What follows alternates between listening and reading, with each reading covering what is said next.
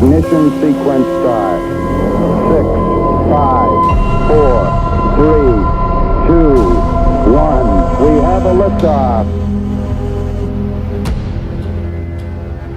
What's up, Doom Nation? Welcome back. You are listening to the Two Doom Men podcast. As always, it's Skaggs and yours truly, the Captain. You are listening to the Two Doom Men podcast. I hope you guys enjoyed the 420 episode. We certainly did. We are still coming down from the high. So what's up, buddy? How you doing? What we got on today? You say, as always, it's Skaggs and the Captain, but lately it feels like, as always, it's never just me and you. Yeah, it's always it's me and you and someone else. I don't even remember the last time we got to do an episode just me and you. It must be weeks. So it's good to be back and just do me and you. We have a lot of housekeeping things to discuss, and a video, like you were saying before, we were kind of like chatting, like, what are we going to talk about? We're going to lead with Tucker. You're like, no, you're leading with the thing you've been trying to talk about for the last 6 weeks. I've heard about Chris Murphy for 6 weeks now. Let's get into it. Yeah, so we're going to show a video about Chris Murphy from, my God, over 10 years ago, perhaps, talking about Ukraine and how it kind of contradicts and points to some things that don't make sense about their narrative 10 years later on Ukraine. We're obviously going to talk about Tucker Carlson. I always have a hard time. Yeah, he's got a tough last name. And he's basically firing from Fox News. Well, firing or whatever, benching. It's weird. Debatable. We got some information. We're going to talk about that.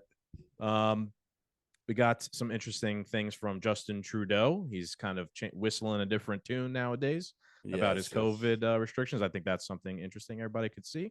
You did say you had an interesting way to lead us into this, Cap. What was it? Or is that the... Oh, no, I was just going to force you to do Trudeau first. Oh, Murphy first? I'm Murphy, sorry. Yeah. Sure. So, yeah, let's get into a story on our docket for a while. And it's about the war in Ukraine, which is obviously still going on. It's still a very dangerous and still heavily debated thing in the political and now apparently Eurasia is going to be a thing, and we're going to have 44 new countries, and nobody's going to, and Russia's not going to have a problem. I wish I could have reached through sorry, context. I'm getting excited here. Who announced the 44 countries? So, I mean, what the Captain was talking about is I saw a tweet today from like the Austrian group for the expansion of NATO.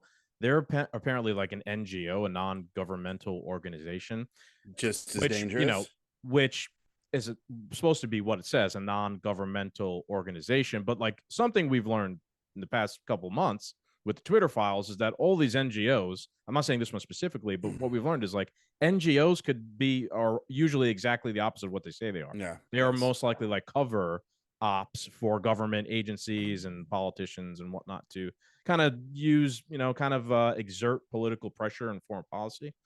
So this Austrian, group leader tweeted a photo of Eurasia, like the future Eurasia. And it was a photo of Russia broken up into like 20 different countries. And I saw this, and first of all, like my tweet in response to this, because it was ironic, because right now I'm reading 1984, I'm rereading it, and the country that is kind of in opposition to the main character's country is called Eurasia. So time traveling is real. Yeah, you know what I mean? So and it's not time traveling. And I know like my comment was about 1984, and a lot of people are like, this stupid American doesn't know that the region is called Eurasia. I'm like, yeah, but I referenced in my tweet that I was talking about 1984's country. Bunch of people you can't punch in the face want to challenge you. Yeah, got it. It was interesting. That was on Mike G's. I just, but go ahead. So we'll get into Ukraine.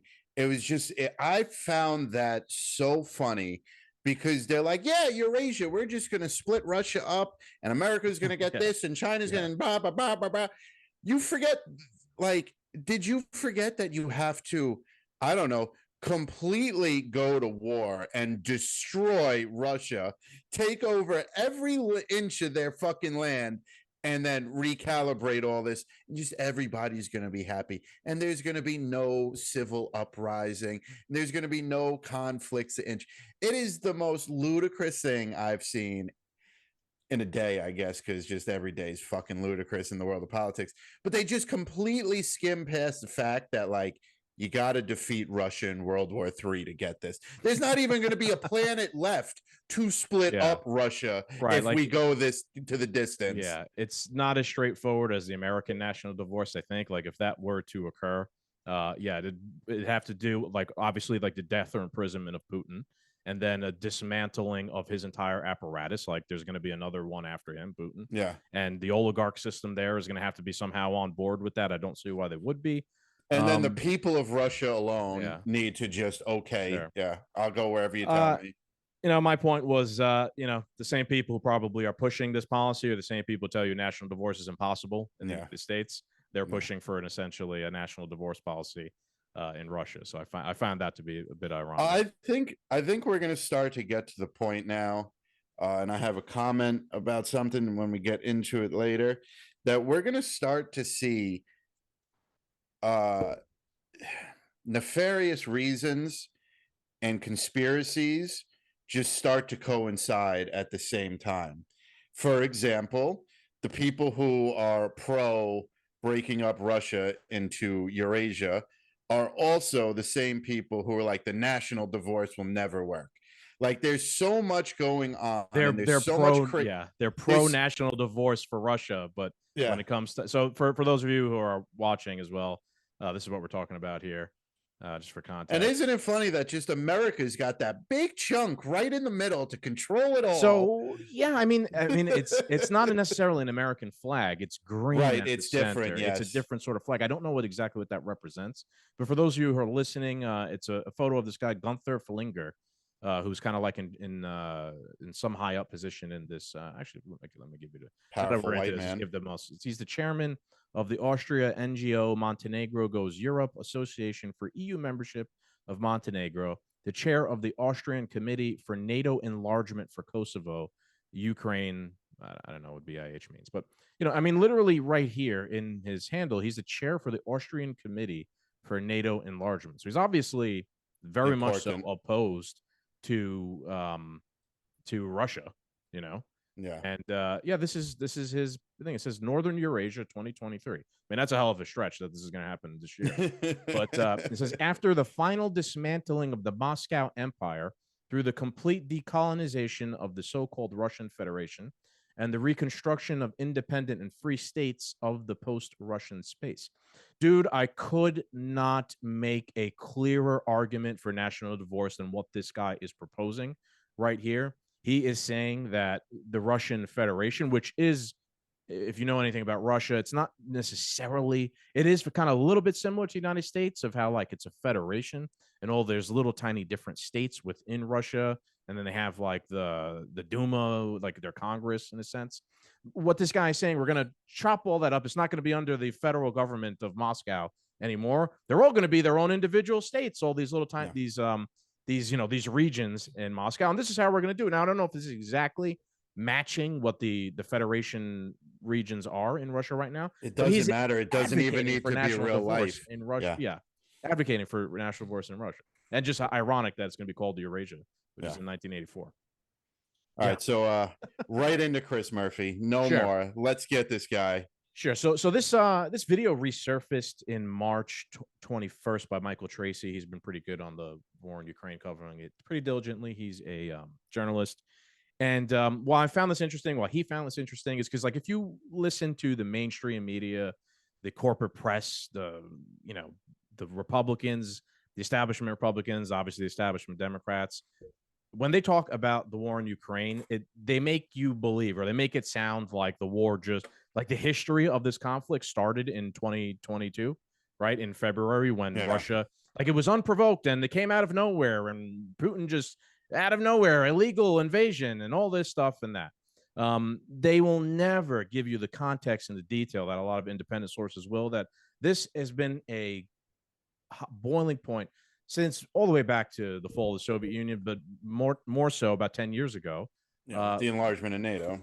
Not only, the enlargement of NATO has always been a sticking point, but the overthrow of President Yanukovych in Ukraine. I don't know if you remember, a year ago, Scott Horton gave us education on this. President Yanukovych was elected by Ukraine, I think back in 2012, 2010, somewhere around there. His election was certified by the European Union as legit. A few years later, the Maidan Revolution breaks out in Kyiv, and CIA had nothing to do with right. that. That's where people suspect that there was Western backing of the revolution, the protests, all these things, and it ends up with his overthrow, the installation of a pro-Western government that eventually now Zelensky's the head of. That pro-Western government decides immediately, as soon as they take over, to tell Russia your lease on Sevastopol, your naval base in Crimea that they've had since the 1700s, is up. We're not renewing it. You got to leave. And that's when Russia decided they were going to just leave the base in Sevastopol and took Crimea. So this has been going on for a long time. And since then, there's been little skirmishes here and there. But again, if you listen to guys like Murphy and Joe Biden and Mitch McConnell, the war started in 2022. None of this happened before. All the people that mainstream media tells you to listen to at a fault, they can't say anything wrong. Yeah, they can't. Never. So again, Chris Murphy is back on C-SPAN. I think this is this has got to be in 2014, I think, that this video is from, and he's on C-SPAN, and they're taking callers. I mean, those days are over. I don't foresee any of these establishment guys like Murphy right now taking honest to God callers on C-SPAN like this ever again. Oh, a blind call that you have no idea. A blind call, no right? way. And like this caller, Michael Tracy says it here in the tweet. He goes, this caller was ahead of his time. And boy, was this caller ahead of its time. So we're going to play this for everybody to listen to. Kat, make sure you could hear it when I start playing it. Yep. And we'll pause a couple of times and maybe give some comments on what is said. Buddy is from McLean, Virginia. I could hear it. Independent line for Senator Chris Murphy. Hi, I just have a few points, and thank you for allowing me to call C-SPAN, by the way. Hello? You're on. Go ahead. Oh, hi. So I'll just have 3 quick points, and then I'll take the answers off the air. The first point is, isn't it true that Yanukovych was elected for the first time in 2010 for one 5-year term? That elections were scheduled for 2015.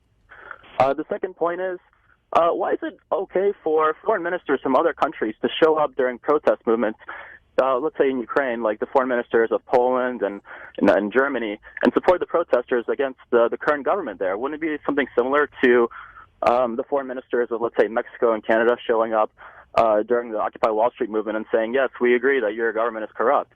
And that's a great point right there. I want to pause and stop on. That was interesting. Yeah, he's the caller. I mean, this caller's on point, dude. This is back way before anybody was paying attention to this shit back then. Nobody was fucking paying attention to what was going on in Ukraine. He's saying, how is it okay that foreign ministers are showing up in a protest against the government in Ukraine And saying on the side of corrupt. the protesters, right? Saying the government's corrupt. And he's comparing it to like, hey, what if? So wait, real quick, let me draw the comparison real quick. Like, imagine if during the Occupy Wall Street movement or the Tea Party movement in 2009, if Russian foreign ministers, Vladimir Putin was the president of Russia at the time. Imagine if he sent foreign ministers to the Occupy Wall Street movement to support them and say, yes, your American government is corrupt. It's got to be overthrown. It's racist. It's this, it's that. How do you think the United States government would feel about that? They'd start drone striking them. What were you gonna say before? So when these diplomats or these leaders showed up and were supportive of the protesters, was this after the new pro-Western government was already installed? Not yet. No, this is okay. During So this was the protest. But so then these world leaders are protesting the old government that's still in charge. No, they're protesting the current government, not the old government. And that's what I'm asking. Yeah, that's what I'm asking. The current government is what they were protesting. Sure. Got it. And now let me add one more caveat to this. He's talking about, I think, leaders from Poland and other European, Union nations that were going to the protests, protesting the current government of Ukraine, which was the pro-Russian government. This is before the man you're looking at on the screen himself went to the protest. Eventually, Murphy and John McCain go themselves to Kyiv and participate in the protest as well. So this video was before that's even happened. So like, you got to wonder if this planted a seed in Murphy's head. Like, shit, I should fucking go over there and try to support the overthrow of the Ukraine government as well, because he eventually does later on. So let's keep going. The third point is, why isn't the West and America talking about the fact that a large or significant portion of the Ukrainian opposition right now is made up of far-right politicians, including from the party Svoboda, which openly is fascist and xenophobic, and they say that they don't want to join the EU because they consider the EU to be a bunch of gays and Jews. I'm going to stop again. A point which has been brought up ad nauseum by most people on the right in America, right? That, hey, there's Nazis and in Ukraine, and like, why is the left now pro supporting the Nazis? And anybody in the establishment at the time, especially when the war first broke out, was like, no, you're crazy. It's a far right conspiracy theory. Blah, blah, blah, blah, blah. This is in 2013. This guy knew. This guy knew. Sorry, go ahead. Disinformation. Yeah. 2013, this caller was on the money. He knew the Svoboda party. So Scott Horton was talking to us about, like, I wonder where this guy is now. I don't know. It's a good question, man. Like the ancestors of the SS, of Stepan Bandera's like forces in Ukraine, which were like the pro-Nazi far-right element. They still are around. They still were around back then. They're still around now. And people, when they brought up these concerns now, you're dismissed. You're called disinformation. Spreading disinformation. All these things, right? So again, this proves that.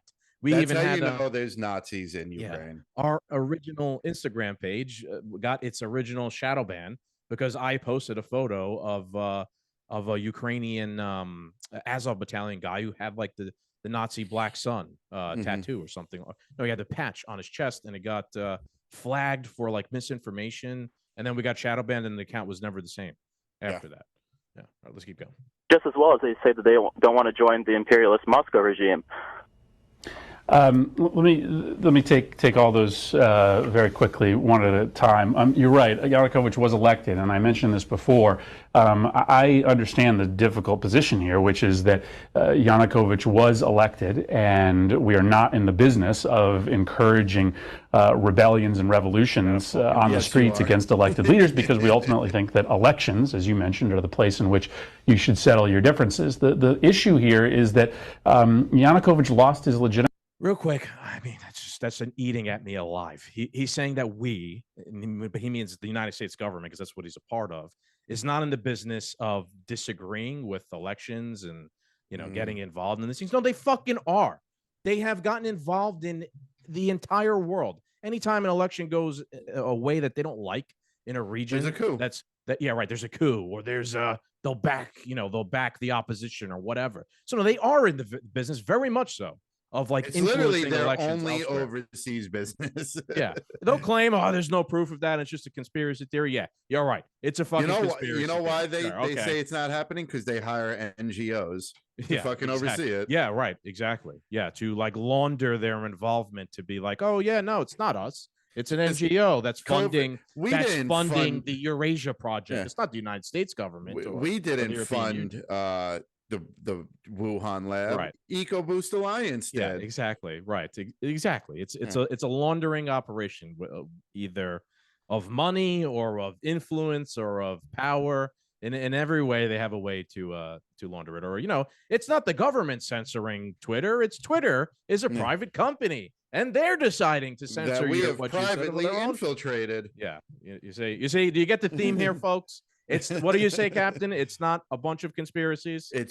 No, it's not conspiracies. It's just one conspiracy. Yeah. All right, sorry. Let's keep going here for old Chris Murphy. Let's Chris Murphy defend himself. Legitimacy to govern when he used force to try to break up these protests, and the United States didn't go on to that square in any meaningful way. Try to break up these. Back up here real quick again, because I just think the audacity.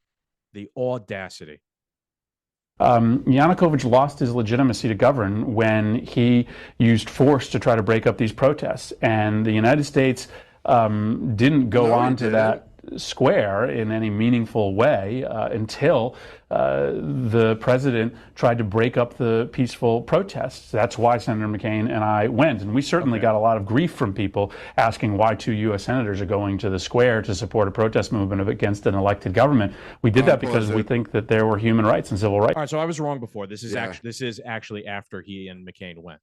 Yeah. I like the term of peaceful protesting even back then, as the town is on fire. Our elected officials have had a really skewed and fucked up vision this of is what peaceful protesting is. This is the Maidan Square in Kiev, right, where this all happened. Like this fight broke out and whatnot. And I mean, my God, just the audacity of this guy. He's saying that the Yanukovych lost his essentially right to rule when he used force to break up the protest. Who decides that? Look, though? man, Who I'm an anarchist. yeah. I'm an anarchist, but these people's rules, like when the government is challenged by some sort of violent mob, the government uses the police to break up and disperse the mob. I mean, didn't something just recently happen in January of 2021 where it was like a violent thing, and then the government broke up the January 6th protest with the police and the National Guard, etc. So, like, in theory, by Murphy's own logic here, did the United States government lose its right to rule because they used force to break up a protest? You know, like it's nothing but projection with these guys. What were we going to say before? I don't even remember it. Yeah. This is absurd. This is from 10 years ago almost. Yeah. This has got to be from 2013, 2014. Asking why 2 U.S. senators are going to the square to support a protest movement against an elected government. We did that because we think that there were human rights and civil rights that were viviolated there, and we've always stood But it's not your fucking problem. For that concept. Yeah. And again, I think that it's the human rights, it's the civil rights that they care of. Other thing a point I was gonna make before, it keeps slipping in my mind. Every time he talks, I keep remembering it, and then I forget. Let him keep rolling.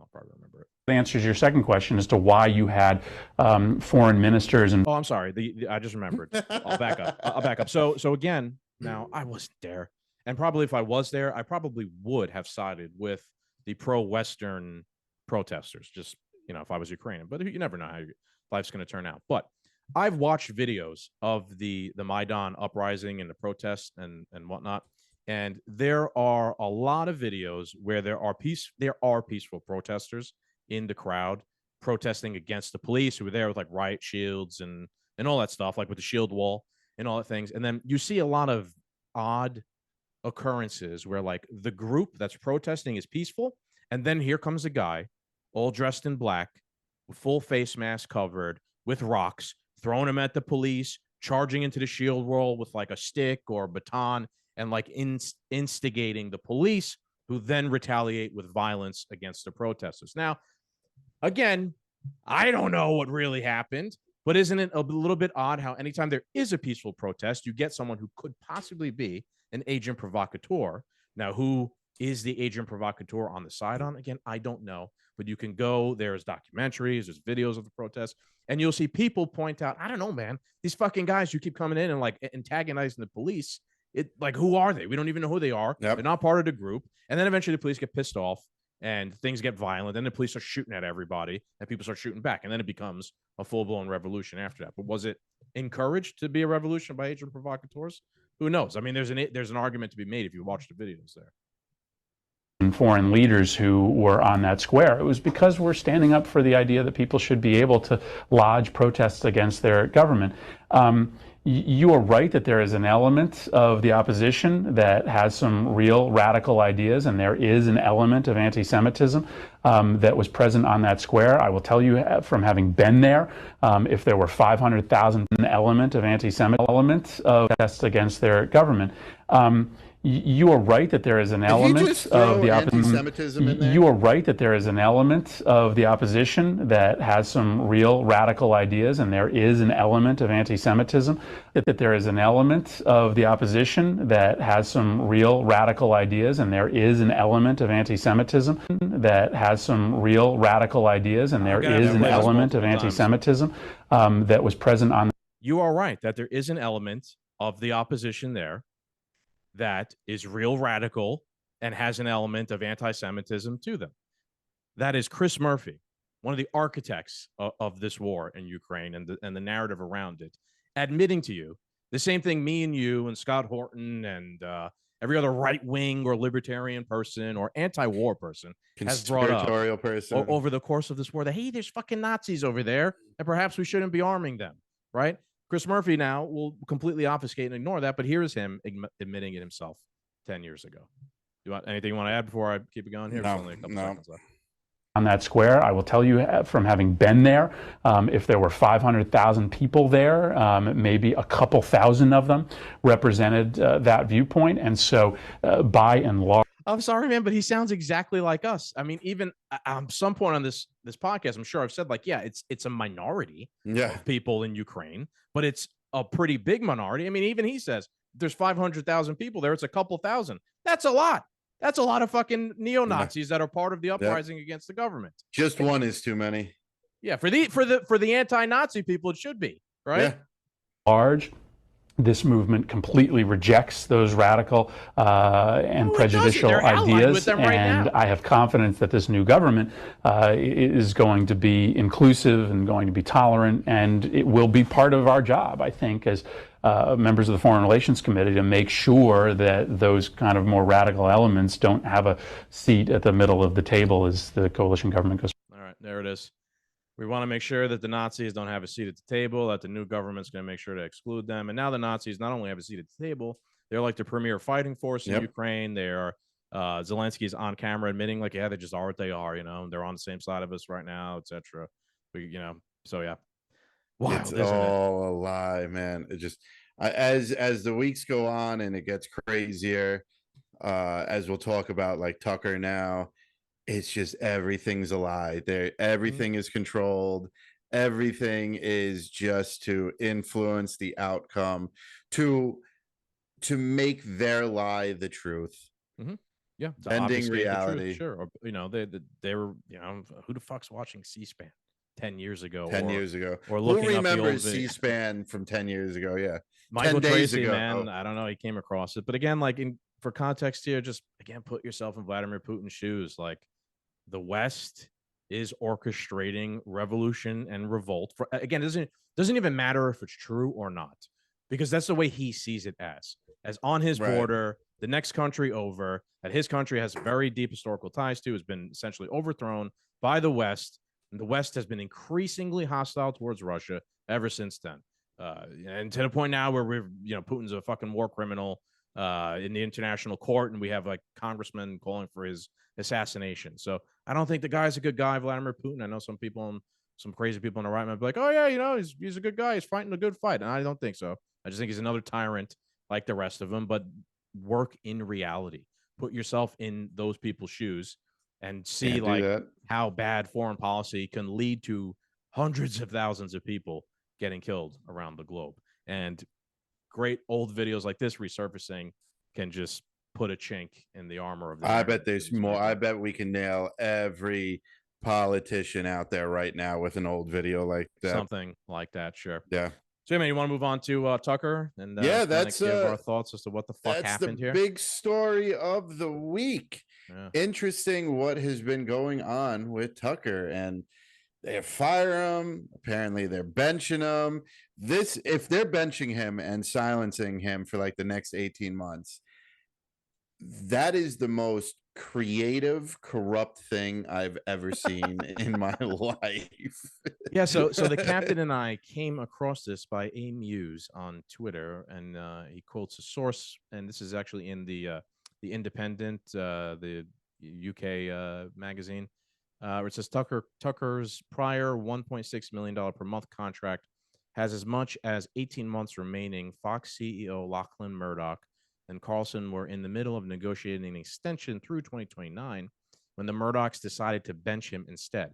They don't want Tucker going anywhere, and they're going to force him to sit on the bench for months as they recover from the departure. There's the article there we won't get into, but man, 18 months is a long time. Mm-hmm. Tucker's contract what's going to be up in 18 months? Let's see. Yeah, it's the 2024 election. Yeah. Tucker's contract was signed in February 2021, running through February 2024 or 25. Desk is reporting 2024. As a result, Tucker would be benched throughout much of the presidential election, and speculation is that this was done very much so on purpose. Tucker had a non-disparagement clause, so he won't be able to say much. Hopefully, Tucker has an out, and this would be very bad for the GOP. Yeah, like Tucker not being part of the news. The number one guy. Yeah. During the election. That's why I'm saying this is if this is true, that is the most creative, corrupt thing I ever fucking seen in my life. That they're willing to just still pay him, but silence him just so he can't be a part of the 2024 election. And boy, if anybody's awake, and I know most of the people who listen to our show already see through the bullshit and understand this, like, why are you doing that? So we don't get fair coverage of Donald Trump. Like, this isn't a form of election interference. If YouTube, calm your tits, if this is actually what is going on behind the scenes of theoretically, Fox. sure. Yeah, Could not be. theoretically. It could be an internal beef. There's some which is interesting. There's like some accusations of like unfair treatment of the staff. I forgot the lady's name, by a lady who. Oh, of course, there's a sexual harassment suit. But curiously enough, I looked into it, and Tucker, as you may well know, and we know this too because we know our buddy Nick Giordano has gone and been interviewed by Tucker in person, and he's gone up to Tucker's home in Maine, like his home studio thing. Tucker does not go like to the office in New York and work at the Fox News Too office dangerous. building. He works out of his home in Maine, and I believe out of his home in Florida. And guests will go to him on occasion. The person who is accusing of like an unsafe work environment works in the office at Fox News in Manhattan. So how is Tucker creating I'm not saying it's impossible. You can't like bully someone through emails or something like that, but creating an unsafe work environment when he's 800 miles away. Yeah. Come on. Unlikely. And right, so conveniently too, right? As soon as he's fired as well. What's amazing, this is the man, whether you like him or not, whether you think he's a liar, and it's funny because I know I know how they're going to argue this too, but like, this man has the #1 rated show for nighttime news out of everybody. Not CNN, not MSNBC, not The View, not any of these left-leaning bullshit fake news media. Yeah, their ratings are in the dump, all those right. shows. And Fox decides, they look at Bud Light and go, oh, you guys ruined your company, hold my beer, we're gonna fire our #1 star. Look, we're not going to get to the bottom of it. Obviously, it's a corporate legacy media industry here that we're talking about with Fox, but you don't just handicap your #1 player. Okay. Fox just settled with Dominion, the voting system. Tucker just went on a rampage about how corrupt the media is, and they side with the pharmaceutical companies. Yeah, like last week. Yeah. Tucker has been a thorn in the establishment side since before 2015. But more importantly to our listeners, for the people who hang on to every word that Fox says, coming from the Republican of the show, like, I've said this to everybody I could, like, Fox is just as bad as the rest. The establishment needed a conservative network to keep up appearances. Bottom of the line, man. Fox is no better than any of the other ones. Yeah. Tucker was the only thing holding the place up, and Tucker was the knight in armor. That was it. And I don't agree with Tucker on everything, but I think for the most part, he's telling the truth about a lot of things. And he was, in a sense, the only voice in the corporate news that was giving you some sort of objective coverage on things that were happening, akin to the way that independent media like us and the Patriot Podcast Network and Joe Rogan and Dave Smith and on and on and on, all these independent sources give you this objective coverage and like open discussions where we talk about things that are controversial, like Ray Epps and January 6th. No one else is doing that shit on the corporate news besides Tucker. So it is a loss. He was #1. And he was number one, right? That should tell you something in of itself. Like, what do people want to hear? They want to hear the fucking truth, and then they could smell bullshit. Yeah, you don't become #1 because you're a good-looking guy, and it just so happens that everybody just turns on Channel 5. No, he was #1 for a fucking reason. Right. And I'm not going to get twisted here. Like, in my opinion, it's a loss. Like, in terms of the 5th generation warfare, whatever the fuck's going on here, the information warfare. I think Tucker is I'm sure you agree, he's a talented dude, right? He's gonna Yeah. probably be fine. He's gonna go on and do another show somewhere else, kind of similar to James O'Keefe. Talented dudes, they're gonna be all right. They're gonna go independent. And they're gonna do their own thing. Well, but in my opinion, that's a loss in terms of like the information warfare that's going on, because now Tucker is not in that space. He's out of that space. And say what you want, me and you can attest to this probably better than most. There are like the boomers who only watch Fox News, and they're getting exposed to the 7 fucking programs before Tucker comes on at 8 o'clock, of just regime propaganda with a sprinkle of some fake conservatism to it, right? But then Tucker comes on and he's hitting you with like Ray Epps, Hunter Biden laptop, all these things, right? And now those boomers are getting something that they probably would have heard from an independent media source. Now that's gone. Me personally, like my dad, don't foresee my dad going to watch YouTube. He's an old Italian guy, doesn't fucking use apps or anything like that. He's going to keep watching Fox News, and whoever is going to fill the slot and is going to toe the line is not going to influence my dad or your dad or whoever's watching. Same for my father. Pro-regime talking points they have. So I got 3 points. 1, I'd like to announce that Tucker Carlson is coming to the Two Doom Men podcast as the third Doom Man. He is a free agent. We're going to pick him up. No, that's a joke, everybody. That's a joke. It is a loss. I agree with you. It is a loss for the exact reason you're saying, that, this space is just going to be filled with regime propaganda now. I don't foresee it really getting any better, or I was actually wondering if maybe, because Don Lemon got fired the same day. Imagine if Don Lemon got hired by Fox to take on the Tucker. 8 p.m. role. Yeah. That would have been hysterical. And he comes out like full blown fucking far right lunatic. Like, you know what I mean? Like, this is what they pay me to do now. Yeah, that would be something. Yeah.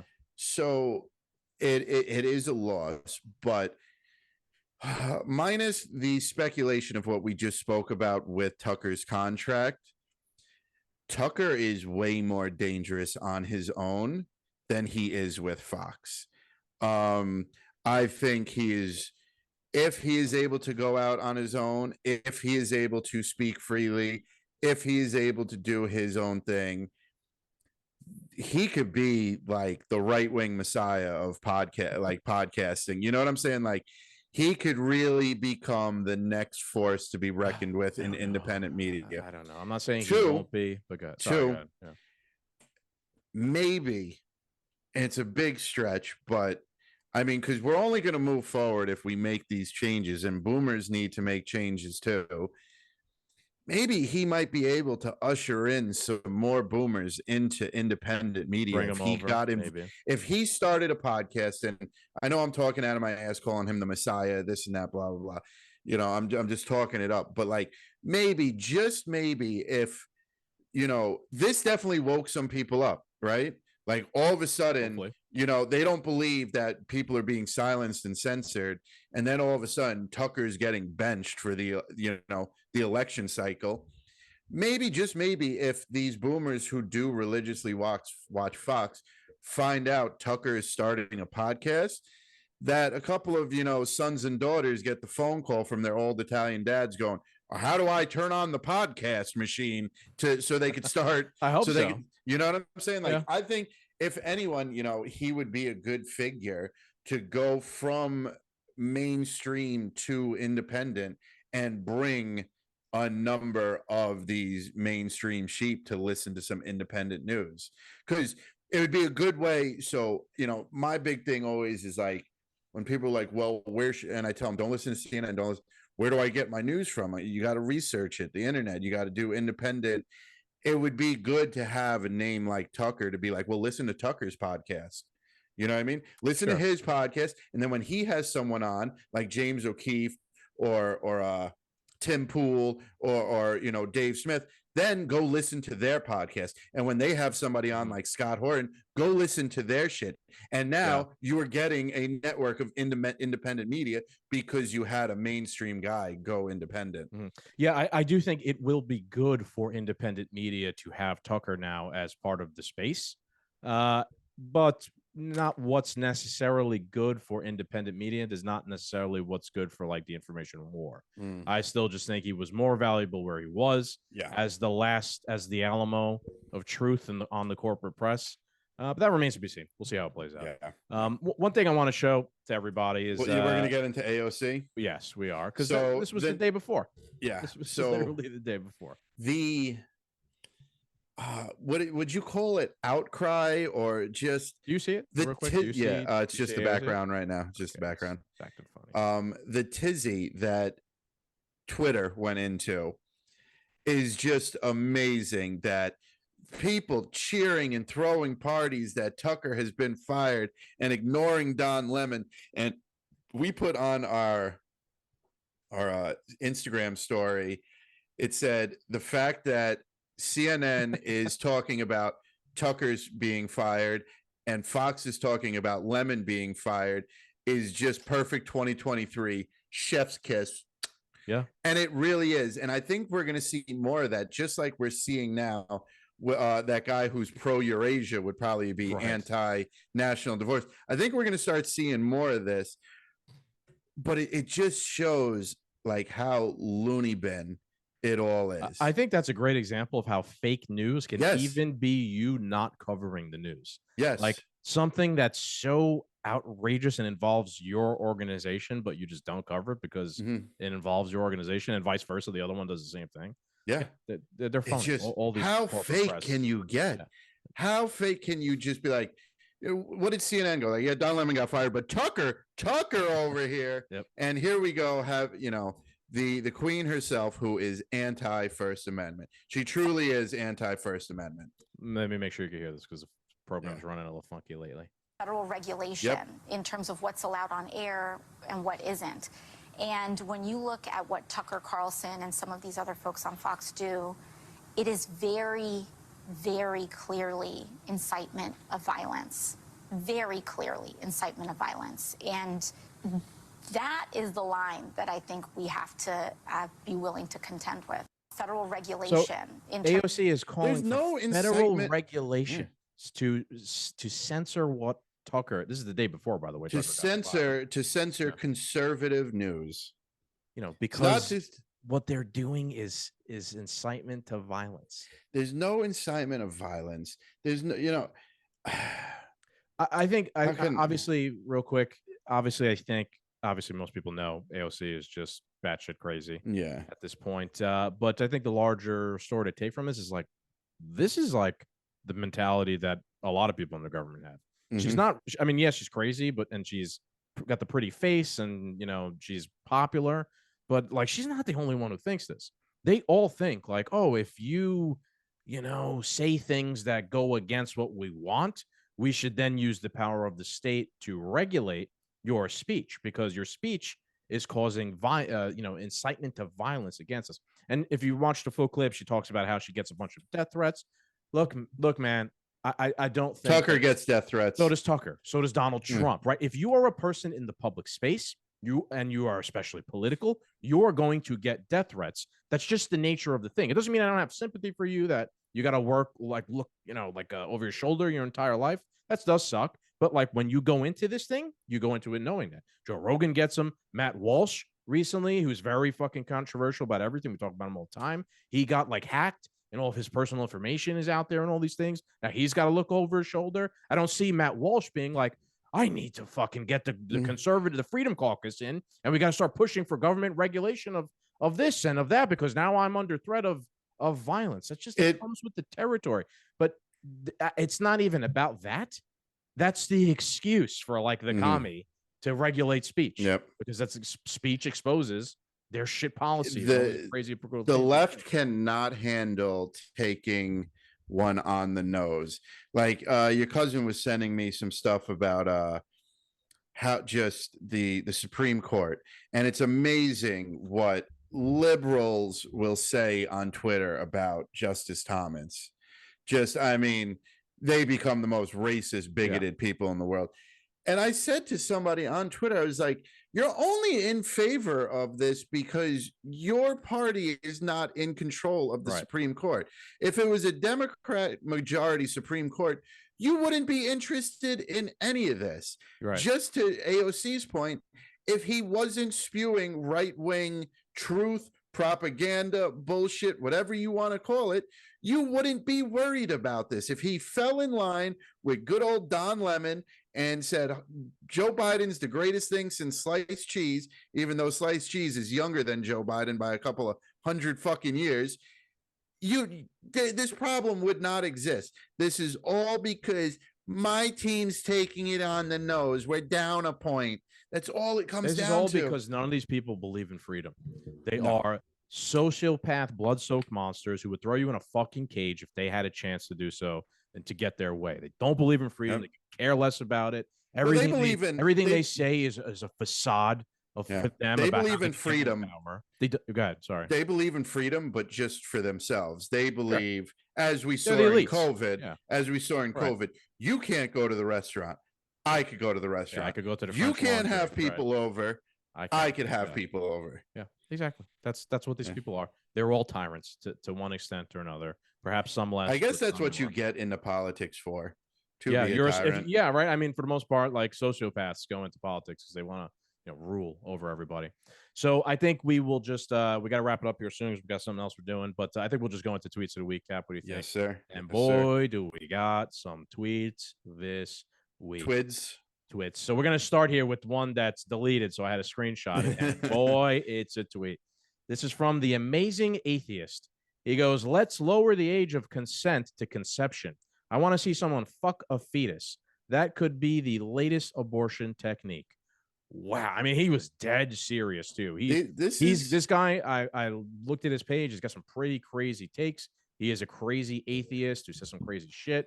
Now, I'm not advocating for his censorship. He censored it himself because he deleted it because I think he probably realized after how crazy it was what he said.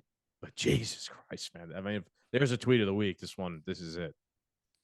This is what this party's in favor of. There's no two ways about it. Everybody up in arms over DeSantis making the death penalty for anybody who abuses children, and they're mad at that. Oh, he's bringing back the death penalty. So you're perfectly fine with people abusing and assaulting children. Okay, he's just trying to make the punishment so extreme that you don't commit the crime, but you're in favor of the crime.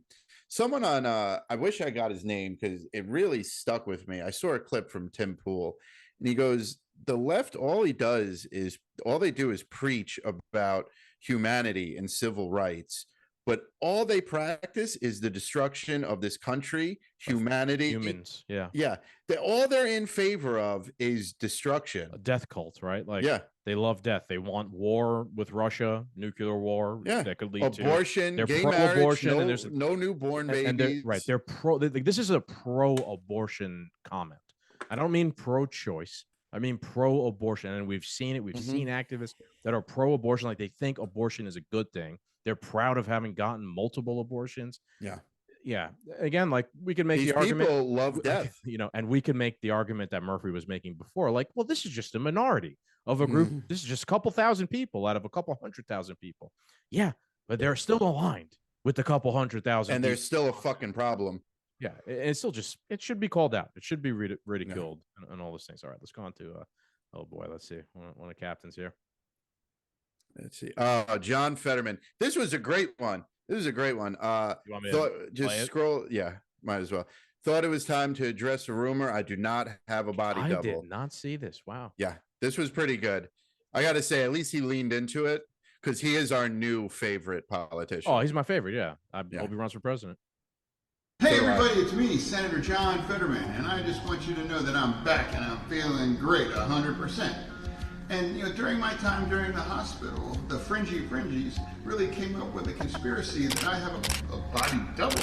And I just want you to know that is just crazy. That's not true. And dude, John, what event am I supposed to be doing this afternoon? Dude, really? Just the two of us. We can make it if we try. Fantastic. I want more politicians spending time doing shit like this. This is what I want them to do. Do you know what that is the sound of? That is the What- sound of the Overton window shifting, right? If people say that there's no value to making crazy conspiratorial claims that John Fetterman has a double body clone, oh yeah, there is. You know why? Because that Overton window has shifted, and now John Fetterman has to address crazy claims like that. And I just think that's a good thing, regardless of Well, whatever you think about the actual claims yeah. themselves. Good. You just reminded me something. I know we got something to do, but I have this question that I want to start asking everybody. Might be a little long-winded, so I'll leave it up to you if you want me to ask it or not. Yeah, go for it. Do you want me to stop screen sharing them, perhaps? So Yeah, you could stop go on your screen long sharing. Yeah. tirade. All right. It's not. I'm not going on a long tirade. I have a short question. It might lead you to a long tirade. I don't know though. Things have been changing. Tucker Carlson, is off the air. We're gearing up for a new election. Do you feel the change in the air? Do you feel tides turning? Do you feel, I can't put my finger on it, something shifting? Joe Biden, he announced that he's running for re-election, right? Yes, because I saw Obama say something, and Gavin Newsom's a part of the plan. Like, they all look like they're in favor for it, so I guess they're not going to like kneecap him and force him out of office. I feel like the shit winds are turning. The shit winds are blowing. Yeah. I know. I agree with you. I agree with you. They are. I think the presidential campaign season is beginning. Literally. I mean, it literally is. People are now running for president. The president himself has announced he's running for president.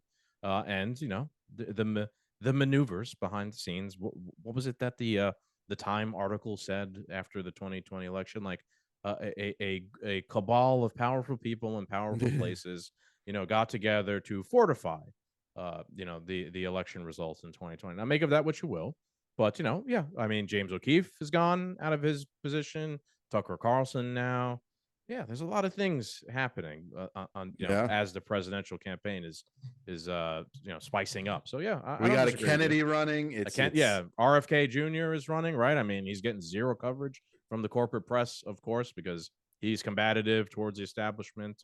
That'll be interesting. The DNC has said that they're not doing any debates between the Democratic candidates. I mean, obviously they don't want RFK debating Biden on his vaccine, policy. So yeah, it's interesting. And then I think Trump said he doesn't want to do any debates either, which will be interesting to see two people run from their basement for president. Yeah. But hey, you know what? Biden got 80 million votes. So if maybe that's from the basement, maybe Trump will get like 100. How many people are in America? 700 million or something like 350. that? 350. Yeah, Trump's going to get like 700 million votes then. I think, I hope Trump and whoever else that's, on somewhat on team good guy has learned it's not about campaigning or it's about having the rallies, or it's about collecting the votes, the pieces of paper. It's a paper collection scheme. And if you don't figure out how to collect the mail better than the other team, you ain't gonna fucking win. So you can either change the rules and get rid of that, or you got to figure out how to collect them mail. So that's the story. Let's go back to a couple more of our tweets in a week. Boy, like I said, we got some more. I mean, that was those were some of the craziest ones. We got some more crazy ones coming up. Give me a moment here. This one was great. This is from the Libertarian Party of New Hampshire. They are fantastic. And they said in reply to Hillary Clinton, they said the founders would have watered the tree of liberty with you. Shut the fuck up. And this is in reply to Hillary Clinton saying, neither our founders nor prior generations of Supreme Court justices or members of Congress would believe what is being done to our children in the name of Bill of Rights. Shameful. So I guess she's talking about like gun violence towards children, advocating against your Second Amendment right and using the specter of violence against children, something we just covered, that these people don't give a fuck about children in any stretch of the imagination. They only do now when it comes to, we got to protect kids from guns. The same thing that opposes us, our tyrannical point of view. So yes, shut the fuck up, you tyrant. And for anybody who is challenged by a know-it-all that says guns are the number one death of children, please do not forget about that tricky little thing called cancer. Yeah, or just accidents and whatnot. I mean, like, do we trust the government statistics on anything as well after COVID? Like they can't lie about statistics. All right. End wokeness. Male politicians in Canada wearing heels to combat domestic abuse. And if you scroll down, my comment is, I always knew this was a weak nation. I don't know if it's not there. It's not there because we're on my Twitter. Oh, okay. Yeah. I don't see it. Yeah. So here is a 1, 2, 3, 4, 5, 6, at least 10 fucking male politicians from Canada walking around in high heels. Now, I'm not saying we don't combat domestic abuse. I'm not saying we condone domestic abuse. But boy, we ain't going to be walking around in heels anytime soon. I mean, maybe you could take a heel and stab your domestic abuser in the eyeball with it. That might make a good not bad idea. Weapon. Perhaps because at the end of the day, you have a right to self-defense and you need weapons in order to defend yourself, right? I'm sure the Canadians here, I'm sure these 10 guys here, they're all for self-defense in Canada and a woman's right to bear arms and defend herself. Right? I'm sure they are. Yeah, those are the lay down and die guys. Yeah. All right. Let's go on to our next one. Let's keep the theme here of self-defense. And this is from Jemele Hill. If you remember, she used to be from ESPN, left because she got super political around like the Black Lives Matter thing. She's responding to Vivek Ramaswamy, who was talking about the Second Amendment and Black Americans' rights and whatnot. And she goes, there's a difference between pushback and restriction. What you got was pushback. Yes, it's true what you say about the Second Amendment as it relates to us. And by what she means us, she means Black people. But the pushback came when you said the NRA helped Black people secure this 2A rights, when in the 1960s, the NRA worked with government for gun control because of the Black Panthers. Hold on. Wait a minute.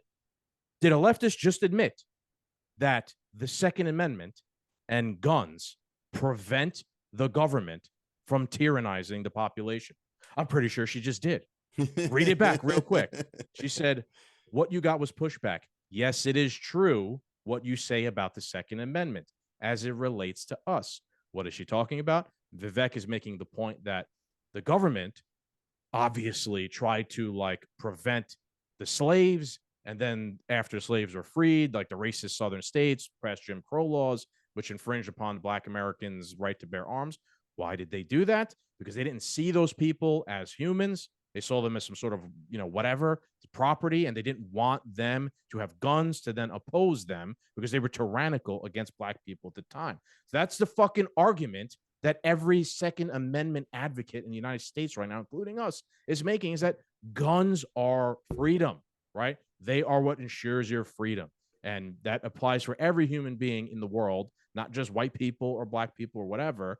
But Jemele Hill, I've gone back and I made my own Defiant L. I'm not going to go into it, but Jemele Hill, I tagged Defiant L, so hopefully he fucking shares it, of her talking about like how we need, freedom, guns and freedom, like it's not interrelated and all this stuff. Here she's acknowledging that it is, that Black Americans securing their fucking freedom is inherently tied to having guns to back that up. Because if you don't, your freedom is not worth anything if the other side has all the guns and they're fucking, oppressing you. So it's funny. So I guess she's putting BLM over, banning assault rifles. Get into Black Guns Matter. With Mosh Toure. All right. Oh boy, you're in the chink. Yep. I agree with him. All right, Mr. Chink. Oh wait, is this? Yeah, this is where I was saying before. Now Trump says he won't debate. All these guys are old, decrepit cowards. Big tough guy Trump hiding in a basement. This is going to be a bunker election where both candidates hide in their bunkers and we're forced to vote between the two awful options. All right, I agree too. Every once in a while, the guy says something right. Yeah. He's right. I think he is, again, forgetting the point that I made, that it's not about debates and campaigning. Yeah. It's about it's about collecting the mail. So, he's right, but at the same time, he's forgetting. They have the luxury of sitting in their bunkers because all you got to do is collect the mail. Yep. All right. What do we got? Ashley Lynch. Do we want this one? All right. From Ashley Lynch. I'm not going to beat around the bush. This is DeSantis going full Putin. This is solely so they can start executing LGBTQ people. If you're queer and in Florida, get out while you still can. And this is in response to Florida Senate committee has unanimously passed a bill that would give the death penalty to those who commit sexual crimes against children. What Notice did how I she is associating, just say? Yes. Notice how she's associating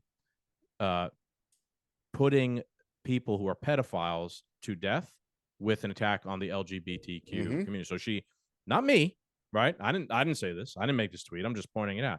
She is associating pedophiles with the LGBTQ community. I don't think that pedophiles really are part of the LGBTQ community. I think they try and use it as a shield, right? Yep. And weird fucking people are using this thing as a shield. We've talked about this before, but yeah, that's exactly what she's doing. And I'll even, man, going back to that thing, like, I don't know if I necessarily 100%. I agree. Like, if you're 100, if you're caught in the act of pedophilia, 100%, yeah, you should just be fed into a fucking wood chipper, right? But I don't like the idea as a libertarian of the government being like, yeah, we're going to kill people more because they're not good at anything, the government, and they're not good. They're not good at killing. They're not good at killing people either. Because if you look at like death row and things like that, the rate of innocent people is bizarre. Like it's such a high rate of people that were unjustly executed that I don't. At one hand, yes, I think they should be put to death if you're a pedophile. But at the same time, I don't trust the government to be able to figure that out if it's true or not. And we don't get into like a Salem witch trials where everybody's accusing everybody of being a pedophile, and for the government's just murdering everybody. Well, the full-blown Republican in me is all for the death penalty. But like I said before, these people rather have the crimes than the penalties because, this is what they advocate for. Sure. They want children to be abused, whether they're using the community whether they're using the community as a shield or not. That's DeSantis is trying to prevent that. You are trying to prevent the punishment so that punishment does not happen for the crime, therefore leaving the crime to widely spread out of control. Yeah, I think you're right. I think also like the time to give people like that the benefit of the doubt is over. They're just pedophiles. They're just pedophiles that are trying to, they're pedophiles trying to defend pedophilia, honestly. So that's what some of these people are. They're in favor of the destruction of humanity on every front. Yep. All right. And this is from Archetype. And Archetype says, liberals aren't interested in deplatforming racist Sean Hannity because he's a neocon who would fit right in at the Biden State Department. I thought this was a fucking big brain take. Yeah. How come there's no outrage on the left about Sean Hannity or all the other, he's one of them on Fox News, right? Because no, they just toe the line about the wars and everything else with the sprinkle, like I said earlier, of some faux conservatism or whatever. But it was Tucker who was like, admittedly, he made mistakes about the war in Iraq and now very anti-war, calling things out as, yeah, of course, they all want to silence him and rile up the NPCs to call him a racist and get rid of them. And let's point something out. In our own experience, our good friends, We the People, our good friends at Sergeant and Samurai, everybody in our network, and people like Tucker Carlson, you only get attacked, you only get the strikes, and you only get the silence treatment when you're over the target talking about the truth they don't want you to hear. Yeah. Hannity isn't on the chopping block because he gives you the truth or the lie or the propaganda that you're allowed to hear. Yeah, or Brett Baer or any of these other fucking guys. Tucker is talking about how bad the pharmaceutical companies are. Right. Tucker is talking about how Hunter Biden's laptop is real. When you're over the target, you get in trouble. And look what happened. Exactly. And I think that's our show. We'll wrap it up here. Yes, Don't forget to like, share, and subscribe. We'll see you next time. Adios, Doom Nation.